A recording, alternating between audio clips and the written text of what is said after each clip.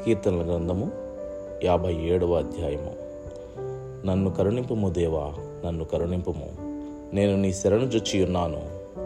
ఈ ఆపదలు తొలగిపోవు వరకు నీ రెక్కల నీడను శరణు జొచ్చియున్నాను. మహోన్నతుడైన దేవునికి, నా కార్యము సఫలం చేయు దేవునికి నేను మొరపెట్టుచున్నాను. ఆయన ఆకాశము నుండి ఆజ్ఞ ఇచ్చి నన్ను రక్షించును.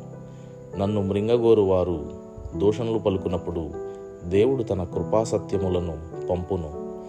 నా ప్రాణము సింహముల మధ్యనున్నది, కోపోద్రేకుల మధ్యను నేను పండుకొనుచున్నాను. వారి దంతములు శూలములు, అవి అమ్ములు, వారి నాలుక వాడిగల కత్తి. దేవా, ఆకాశం కంటే అత్యున్నతుడుగా నిన్ను కనపరుచుకునుము. నీ ప్రభావము సర్వభూమి మీద కనపడనిమ్ము. నా అడుగులను చిక్కించుకొనుటకై వారు వలయొడ్డిరి. నా ప్రాణము కృంగియున్నది. నా ఎదుట గుంట త్రవ్వి దానిలో తామే పడిరి. నా హృదయము నిబ్బరముగానున్నది. దేవా, నా హృదయము నిబ్బరముగానున్నది. నేను పాడుచు స్తుతిగానము చేసేదను. నా ప్రాణమా మేలుకొనుము, స్వరమండలమా సితారా మేలుకొనుడి. నేను వేకువనే లేచెదను.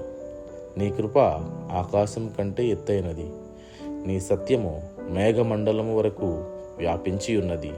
ప్రభువా, జనములలో నీకు కృతజ్ఞతాస్తుతులు నేను చెల్లించెదను. ప్రజలలో నిన్ను కీర్తించెదను. దేవా, ఆకాశం కంటే అత్యున్నతుడుగా నిన్ను కనపరుచుకునుము. నీ ప్రభావము సర్వభూమి మీద కనపడనిమ్ము.